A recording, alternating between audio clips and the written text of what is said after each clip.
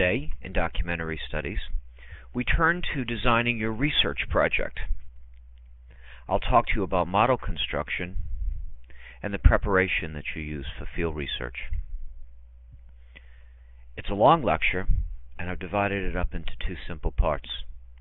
One, understanding the work of others and the way that other professionals have designed their research, and two, the way that you as a student may design your research. Let's begin then with looking at the work of others. These are key textbooks to understanding how contemporary research is conducted. Most of them are based on behavioral models, and some of these books fall into the trap of making the division between qualitative and quantitative research. But it's important for us to remember that all research is unified by certain principles of conduct. Once those principles of conduct, those principles of design are understood, the differences will disappear and the similarities will become greater. If I had to recommend one of these books for the student of documentary studies, because it's a kind of qualitative research, I'd recommend H. Russell Bernard's Social Research Methods, Qualitative and Quantitative Approaches. What is the idea of a model? A model is a kind of construct, a way of looking at the way that we are with each other in the world. And there are certain terms behind model that will be helpful for you to get started. We can talk about data, or we can also more broadly talk about information. These are recorded observations from a planned investigation, and each observation may be thought of as a datum or as a piece of information. I think that statistics can be used in documentary studies. Clearly, we can talk about simple descriptive research, or we can talk about more elaborate inferential methods.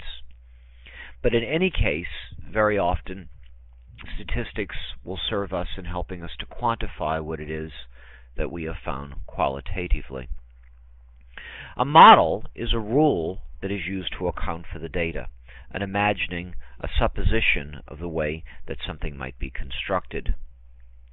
We might also talk about discrepancies between data, the way that some information fits what it is we propose we're going to find in the field and what it is we're actually going to find, as a kind of residual, that information that's left over after a model has made his prediction. I don't like the idea of describing that discrepancy as error. Quite frequently it's not error. Quite frequently what you find out that is the discrepancy is the most important piece of information of all. And it's also helpful to think in terms of model construction about signal and noise. The relationship between regularity of what it is that you're going to find out, something that comes quite normally, the signal, and the noise, the irregularity. Again, the noise isn't always the error. The noise can very often be the most important part of what it is you're going to find out. Further, in model construction, we might think of our need to analyze a model that will account for certain kinds of variability in data, and that a model's prediction is often imperfect. For unaccounted for variability is the enemy of accurate prediction, and we want to try to design our studies so that they'll inform what it is we're finding out, and therefore that'll help us better able to inform others in their own work. Some models, of course, are imperfect, and some are better than others. How do you judge when one model is better than another? If its predictions account for as much of the variability as possible. And that research, what we're doing in this course, improves its models by discovering relevant important factors that enable the model to account for as much of the variability as possible. Let's try an analogy from jurisprudence. An accused person, at least in the United States, is presumed innocent until proven guilty beyond a reasonable doubt. In research, the burden of proof, what it is that you have found out in the field, rests with the investigator and the scientific community, the judges, who act like a jury. Why then beyond reasonable doubt? We're looking for parsimony here. and that we try to make explanations as simple as they can be without making them more complicated than the information demands. What are the key concepts for qualitative researchers doing documentary studies? We begin with the idea of a construct, and we turn to Kurlinger for a definition. The term concept and construct have similar meanings, Kurlinger tells us, yet there's an important distinction. A concept expresses an abstraction formed by generalizations from particulars. Weight is a concept. It expresses numerous observations of things that are more or less in heavy and light, mass, energy, force, are concepts used by physical scientists. They are, of course, much more than abstract concepts such as weight, height, length. So a construct is a concept, but it has added meaning, in that a construct deliberately and consciously is an idea invented or adopted for a special scientific purpose. Take intelligence, for example. That's a concept, an abstraction from the observation of presumably intelligent and non-intelligent behaviors. But as a construct, intelligence means both more or less than it may mean as a concept. It means that scientists consciously and systematically use it in two ways. It enters into theoretical schemes and is related in various ways to other constructs. We may say, for example, that school achievement is in part a function of intelligence and motivation, and intelligence so defined and specified so that it can be observed and measured in this way is important as well. We can make measurements of intelligence of children by administering intelligence tests. We can ask teachers to tell us about relative degrees of intelligence in their pupils. So it's important early on to understand the distinction between a concept, which is general, and a construct, which demands us very precisely to define a term in ways that we can assess, judge, and get at the term.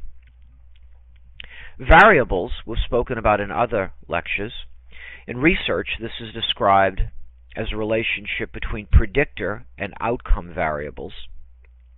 Validity issues we must address in qualitative research. Two kinds of validity that are important to us are construct validity, the relationship and the qualities contributing to the relationship between the predictor and outcome variables, and content validity, whether the study we've designed is going to be able to capture the construct under investigation. Reliability, of course, is also important.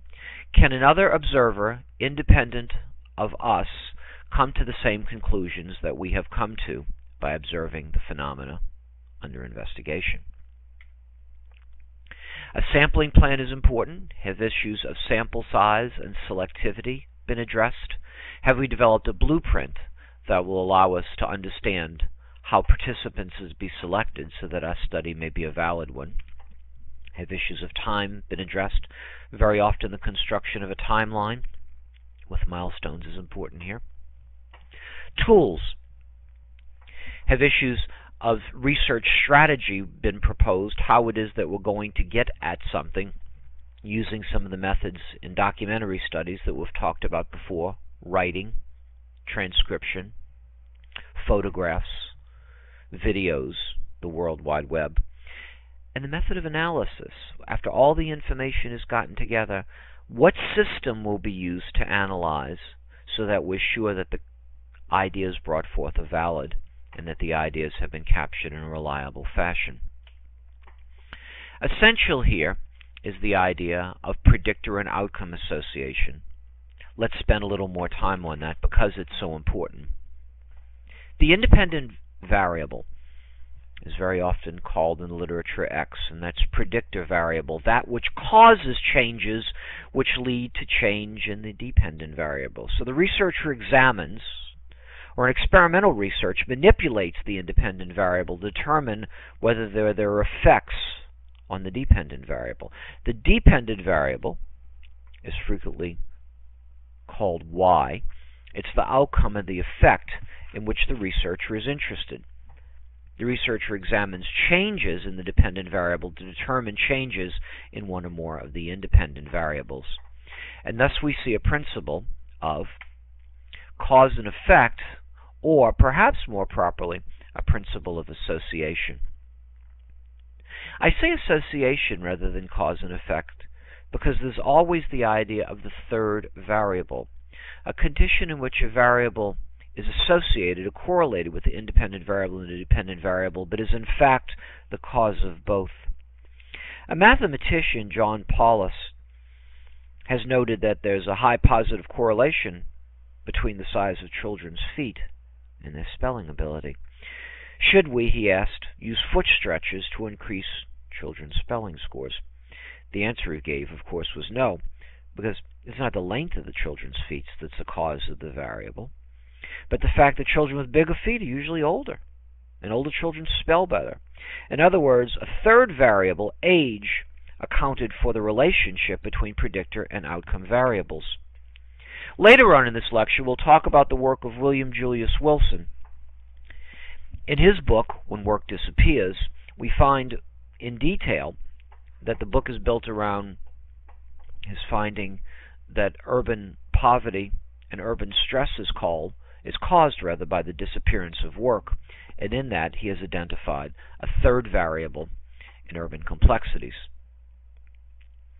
As well, then, we should think about the relationship between the independent variable and the dependent variable being not necessarily a cause and effect relationship, but a measure of association. Let's turn now to a key piece of research, perhaps the best piece of qualitative research that ever has been produced. Voices of the Poor Crying Out for Change is a project of the World Bank Research Group. The book we have here, Voices of the Poor, is the second of a three-part series. This series is based on an effort to gather the views, experience, aspirations of more than 60,000 poor men and women from 60 countries. Crying Out for Change, the volume we're looking at here, brings together voices of over 20,000 poor men and women from comparative fieldwork conducted in 1999 in 23 countries. Let's then go back and bring the key questions of qualitative research design forward and see how this work addresses those questions. First is the idea of a construct. Has, we might ask, a construct been developed for the study? And it has. Instead of an isolated definition of poverty, the researchers believe that poverty has interlocking dimensions. To begin the research, they find that there are 10 interlocking dimensions of powerlessness and ill-being that emerge from poor people's experience. Livelihoods and assets, they tell us, are precarious, seasonal, inadequate. 2. Places of the poor are isolated, risky, unserviced, stigmatized. 3. The physical body is hungry, exhausted, sick, and poor in appearance. 4. Gender relations among the poor are troubled and unequal. 5. Social relations are discriminating and isolating. 6. Security in poor areas is lacking in the sense of both protection and peace of mind. 7. Behaviors are those more powerful and marked by disregard, abuse. 8. Institutions are disempowered and excluding. 9. Organizations are poor and weak and disconnected. And finally, capabilities of the poor are weak because of lack of information, education, lack of skills, and confidence. So the designers of the report Crying Out for Change have well articulated a construct. Well, what about the variables? The authors have decided to focus in this study on certain variables. In this study, they don't call them predictive variables, they call them themes. And there are 4 of them that allow synthesis of the 10 previous themes. They are well-being and ill-being, as defined by experience of poor people, problems and priorities of different groups and how these change, role of institutions, specifically the role that public, civic, and market institutions play in people's lives, and gender relations, changes in gender relations, roles, decision-making, and violence within the household and the community, including whether women were better or worse off than in the past, and how women fare as compared with men. We therefore might think then about the relationship between these predictive variables and the outcome variable, which is the interlocking dimensions of poverty. I've sketched together simply here a model, and I encourage you to do this in your own work as well, of the impacts and the relationship, the association between these four predictive variables and the outcome variable of poverty. What about the third variable problem, a condition in which a variable correlated with the predictor and outcome variable is the cause of both? This study asks us to look beyond simple categorical analysis, thereby intensifying the word interlocking. This study tells us to look beyond categorical analysis at the dimensions of poverty and how these dimensions of poverty cause a powerful web. It's important to realize then that the authors realize that there are third variables that may account for poverty, and that some of the third variables may account from the fact that the whole is greater than the sum of its parts, and the interlocking dimensions of poverty, by the nature of the relationship, cause a third variable in the nature of poverty, a variable which is difficult to capture but which the researchers do try to do in this study. Have issues of validity been addressed in the study? First of all, the idea of construct validity that addresses the qualities contributing to the relationship between X and Y. The authors of Crying Out for Change have done this by their professional experience, by the study process, which was an evolving framework, and by the implicit literature review that took place before this. On the web page of the Voices of the Poor project, there is in fact an extensive literature review that served as the basis, along with the study process and professional experience, to make sure that the 10 themes and the 4 predictive variables were well chosen. As well, their construct validity is achieved by the acknowledgement of the interlocking, that is, the non-categorical dimension of poverty. What about content validity? Now, this is something that's often very difficult to do, and this study does it well. Content validity asks us whether the predictive variables are operationalized in the study itself. And in this case, that's done, and it's done very explicitly. One of the predictive variables, you recall, was exploring well-being. Here on the screen we see the authors of the study have defined it as broader than poverty, and that researchers were asked to explore the concept of well-being, particularly to understand poor people's definition of well-being, the kinds of factors they include in their definitions of well-being, their understanding of how the concepts of vulnerability, risk, and social exclusion work, so that eventually the question could be asked, how do poor people define well-being or a good quality of life, and ill-being or a bad quality of life? And that's further explicated again in the study, telling us more about exploring well-being in certain methods. That would be small group discussions, ranking of well-being, scoring, cause-impact analysis, trend analysis, in-depth individuals, key informative interviews with individuals and households. Again, you see the predictive variable addressed and the stress here on local terminology and definition, realizing that all the general predictive variables could be defined in principle. It's only out in the field where those predictive variables would be fully articulated and would find more about the depth and dimension as they appeared in the various countries that were involved in the study. What about issues of reliability? Once information was gathered from the countries involved in the study, how would reliability be judged? There were a number of synthesis reports that were prepared. Daily notes were kept in the field, and there was a national synthesis project that was done at the end, so that many observers could look at the field notes as they had been collected and the information collected in the field and do reliability checks at that point. What about the sampling plan? The countries that were involved in the study were Africa and the Middle East, Eastern Europe, Central Asia, Latin America and the Caribbean, South and East Asia. Country selection, the authors tell us, was guided by the need to represent different countries and continents, where finding in-country partners could undertake research and follow-up. So country selection was achieved by a means of looking at various countries where poverty was evident, as well as finding countries that would participate in the study, that would allow the study to take place. time issues, the study was conceived in '98 and finally published in 2000. It's a very complex piece that took an enormous amount of time and enormous resources. The tools that were used here were participatory methods.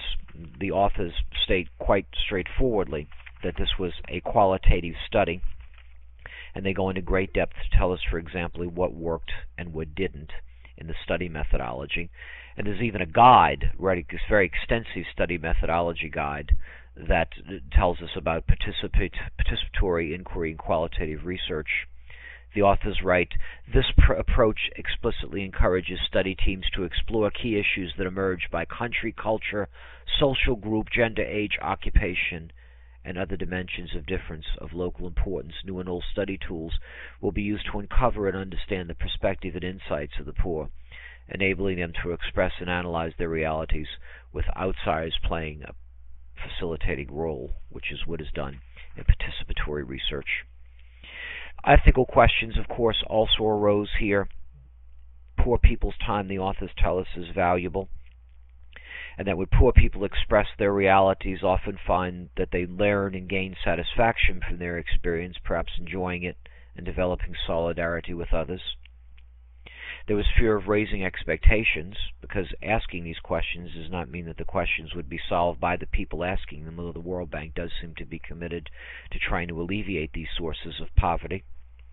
The necessity of feedback, the methodology guide, the authors tells us, were very explicit in each country, and that the researchers would feed information back to the communities before leaving them or upon their return, and that follow-up action would be taken, in some cases immediately and in some cases by the World Bank in the future. And that methods of analysis, how would these things be analyzed? And again, that was undertaken by the National Synthesis Reports, as well as by the daily jottings and diaries, logs, notebooks that were kept out in the field. Okay, that's the general research plan and how it worked out in a particularly splendid study. Now we turn to your own work. How would that manifest itself in a research project? Well, I'm going to ask you to do a thought experiment with me. I'm going to ask you to imagine that you're an upper division college student, a junior or a senior, perhaps a senior, and you have an interest in urban studies. You have a particular interest in Newark, New Jersey. You find that you have a good, solid ability to do photography. You've sort of mastered digital cameras. Coolpix is your favorite. You have good analytic skills, which means that usually that's associated with the ability to write lucidly. And you have a basic knowledge of web page construction. These are the things that you knew before you began the research project in this course. I want you to imagine that in the course you've also found some themes and ideas were attractive to you, perhaps based on your own autobiographic interest, perhaps based on other college experiences, that you've heard about in this course the work of William Julius Wilson, and you've checked out and read The Disappearance of Work, The World of the New Urban Poor, and that from that, in this course, and associated with that, you've looked at the work of Wilson and Kelling in the Atlantic Monthly and their theory of broken windows, that broken windows are frequently associated with other kinds of disorderliness and urban distress. We might also imagine in the course that you've found interesting certain techniques of qualitative research, that you've enjoyed the World Bank report Voices of the Poor, and that you've taken the initiative to take a look at Glaser and Strauss and Corbin's ideas of grounded theory, and how the idea of coding categories and coding for certain ideas as a form of analysis works, and that you also become interested in narrative research, particularly in the idea of life studies. You've also, because you enjoy photography, checked out the biography by Mello of Walker Evans, and that you're particularly engaged with the idea of how photographs have been used to present information on the web in Local Heroes Changing America. So let's imagine that you're going to develop, with this information in mind, a documentary project about industry in Newark and that you've found out that the Pabst Blue Ribbon plant on South Orange Avenue has been abandoned since the 1970s. And you've developed these questions. What not only happens, but what really happens when work disappears?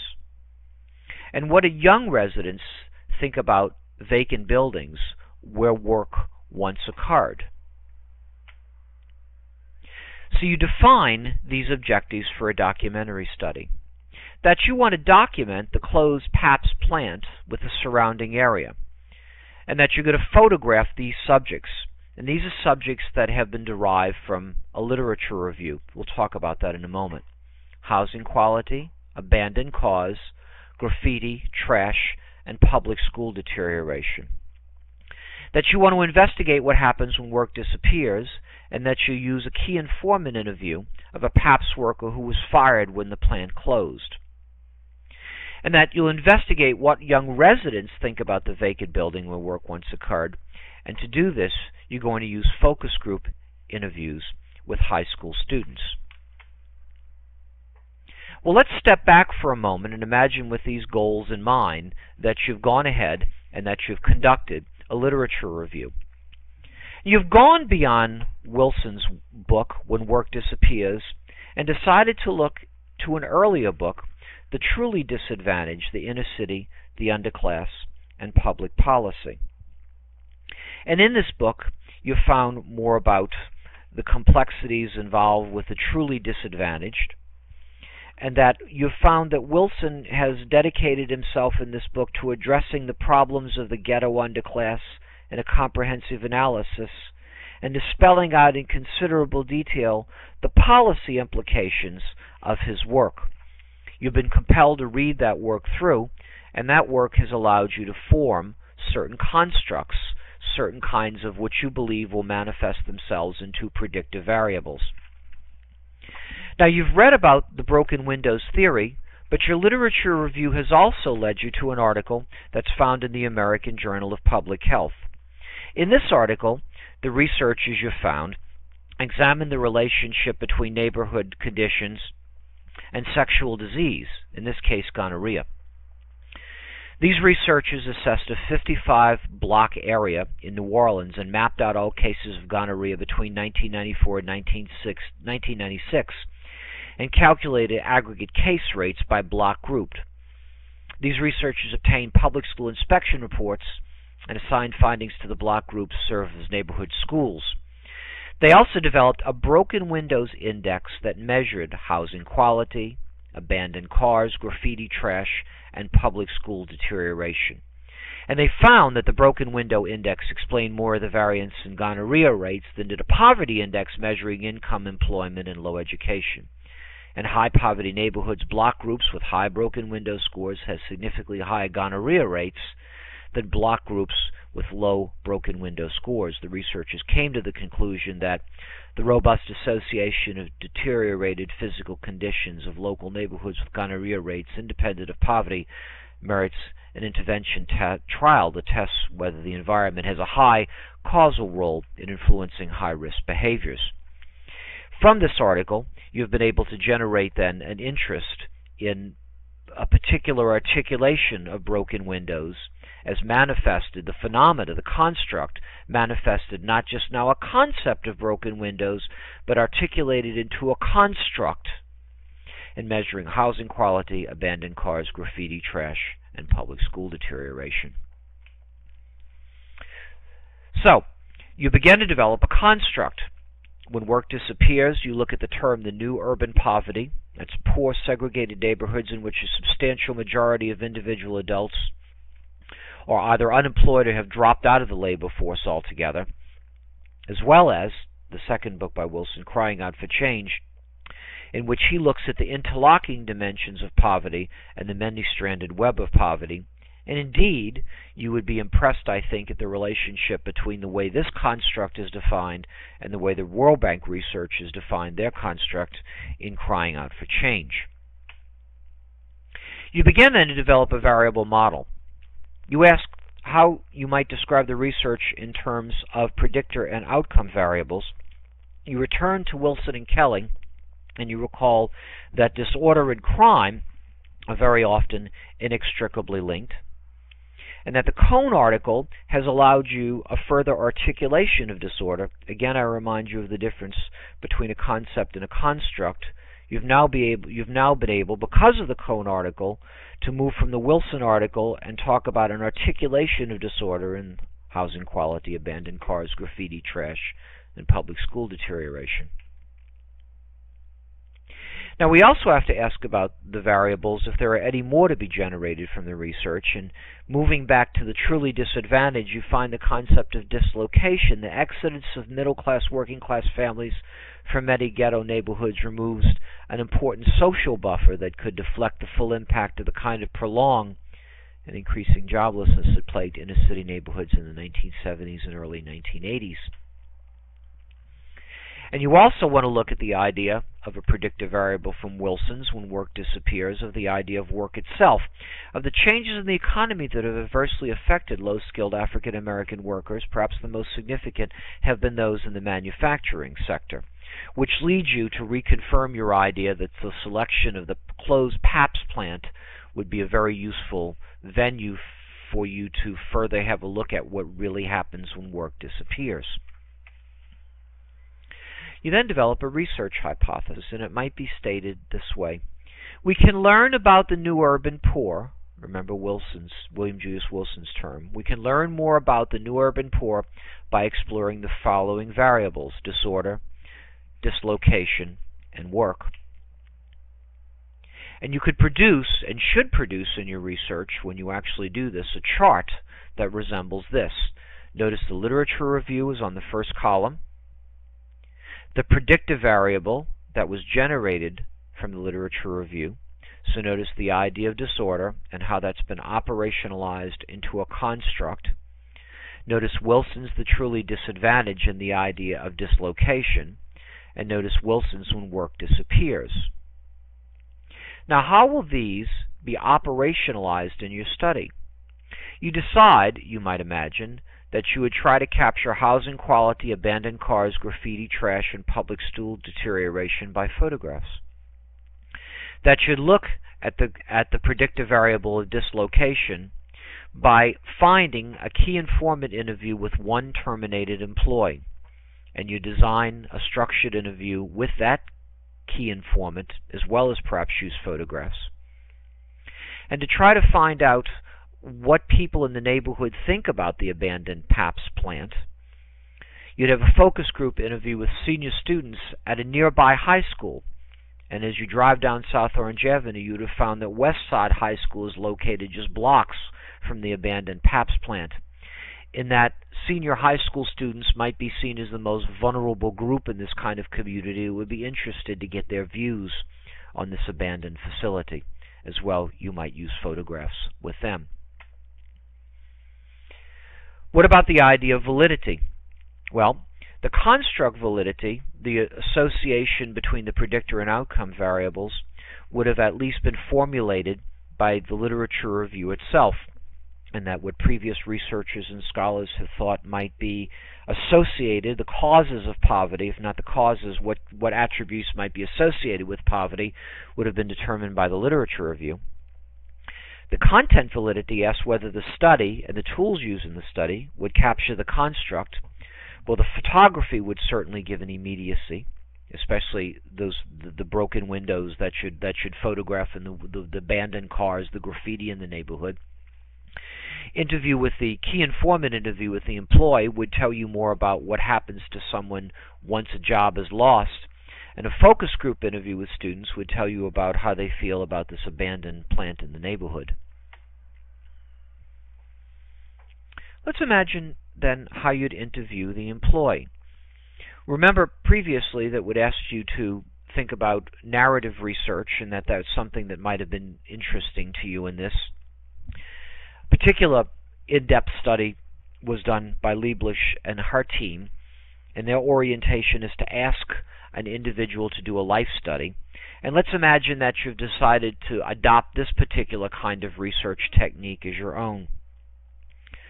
Lieblich tells us that every person's life can be written as a book.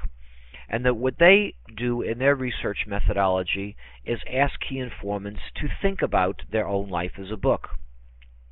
As a sort of stimulus, they give interviewees a staged outline, and it goes like this. The interviewers say, I would like you to think about your life as if you were writing a book. First, think about the chapters of the book. I have here a page to help you in this task. Write down the years in the first column from 0 to the day you were born. When did the first stage end? Write it here.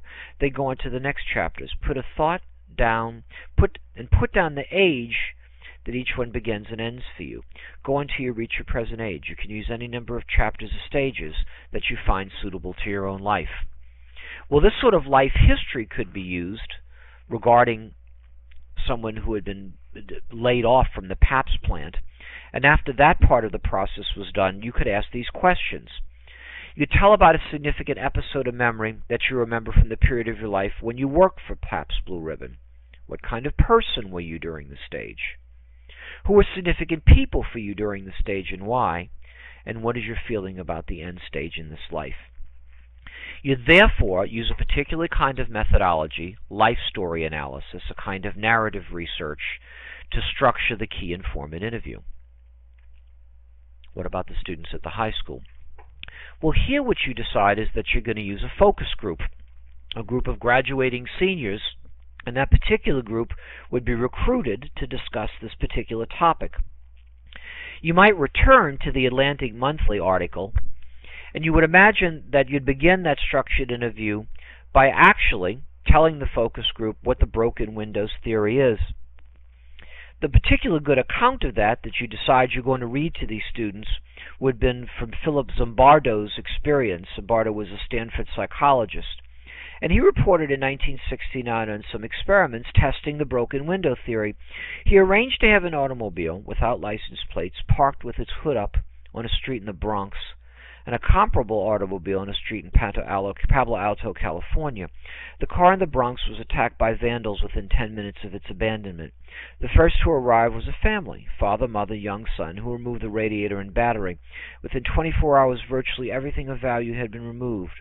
Then random destruction began. Windows were smashed, pots torn off, upholstery ripped. Children began to use the car as a playground. Most of the adult vandals were well-dressed, apparently clean-cut sorts. The car in Palo Alto sat untouched for more than a week.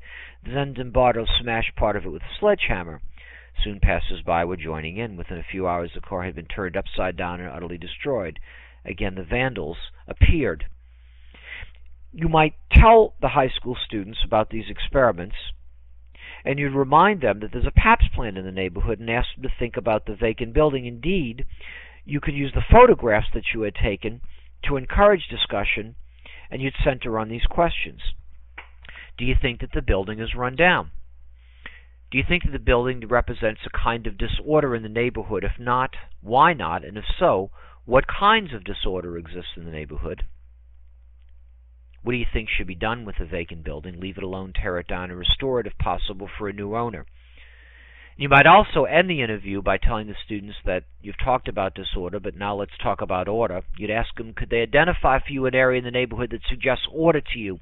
How would you describe order in and around that building? This kind of focus group methodology would also allow you then to go back into the field to locate this site, if one exists, to photograph it, and to try to document the order versus disorder as defined by this group of students. Well, if that's your research methodology, and that's how you would achieve validity, how then would you achieve reliability? How would they be addressed?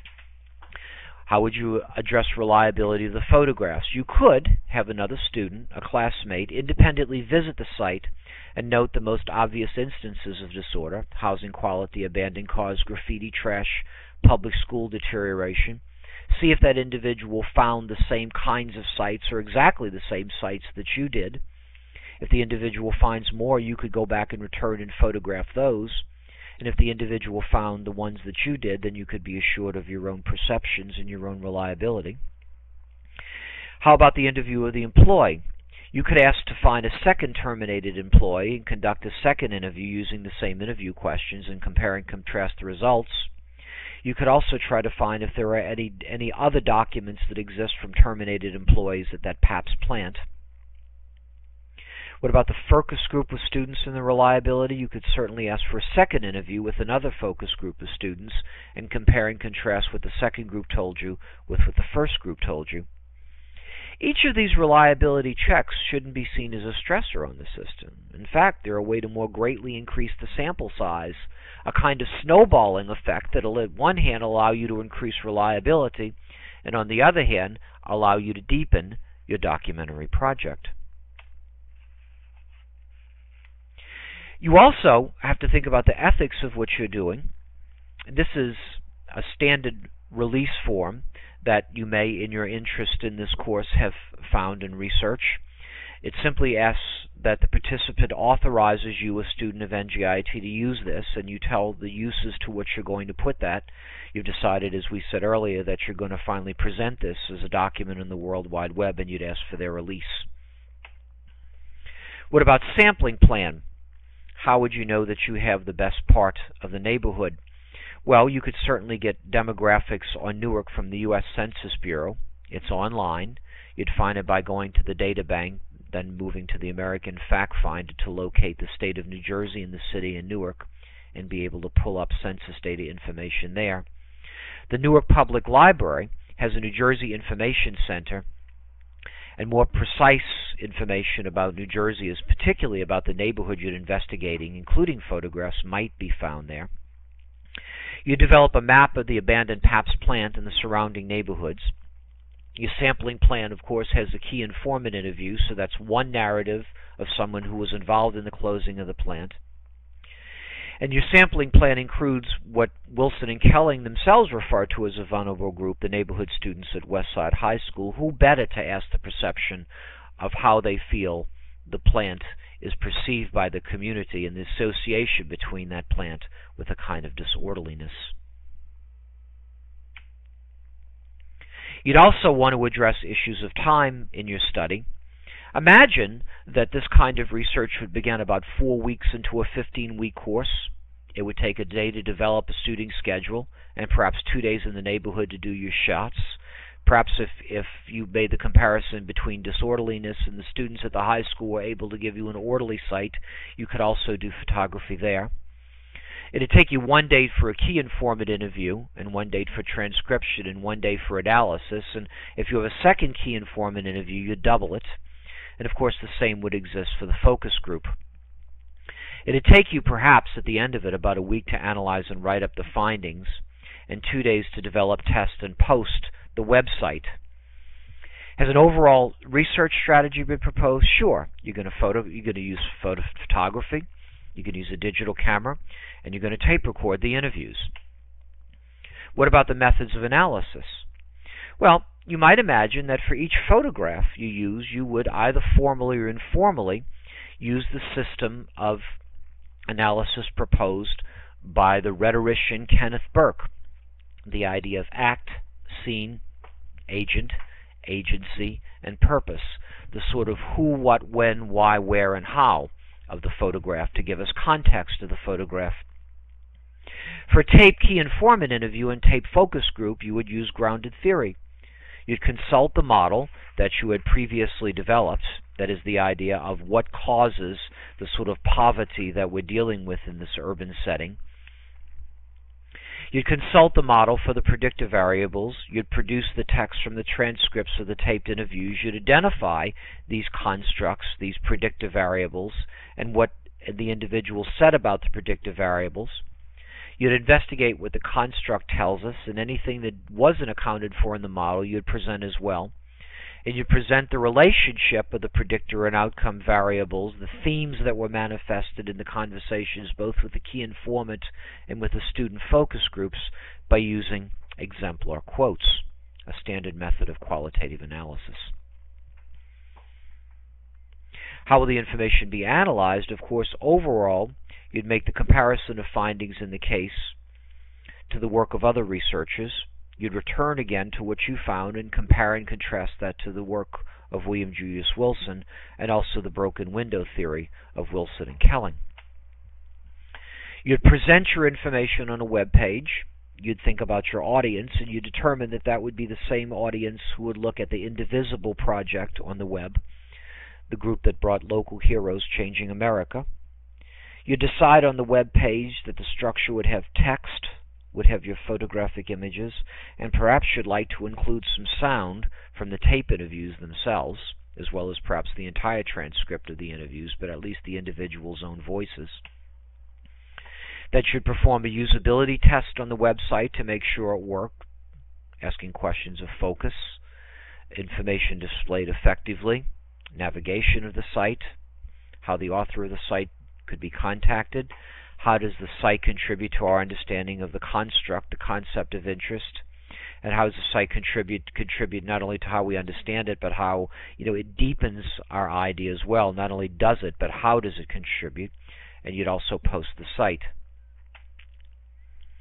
In sum, then, the design of the research project is complex. And in order to do it well, these are the characteristics that you should have in undertaking this project. Enthusiasm for what it is you're doing. And you've noted I've asked you in our thought experiment to think kind of deeply about what it is that interests you and what your strengths are. Planning the project in great detail, and that planning would be manifested in a research proposal. Commitment, which in this case very often means the ability to tolerate rejection and persevere. Not only the test that I'll give you as an instructor to make sure that the research design is solid before you go out, but also rejection in the field when, for example, a key informant might refuse to talk to you or might refuse to sign their release, how you persevere in the face of that. A kind of open-mindedness to what you hear, both here in the class and here in the field. The willingness to shift your own perceptions around.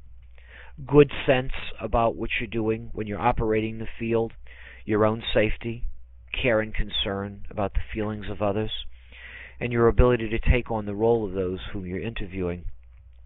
Consistency and care about the details is also important in the way that you write. And of course the idea of integrity as well. What is that you're doing that helps the reader really have what we called in an earlier lecture, William Carlos Williams, the poets, the Dr. Poets feeling about I've got it or I've really got it right.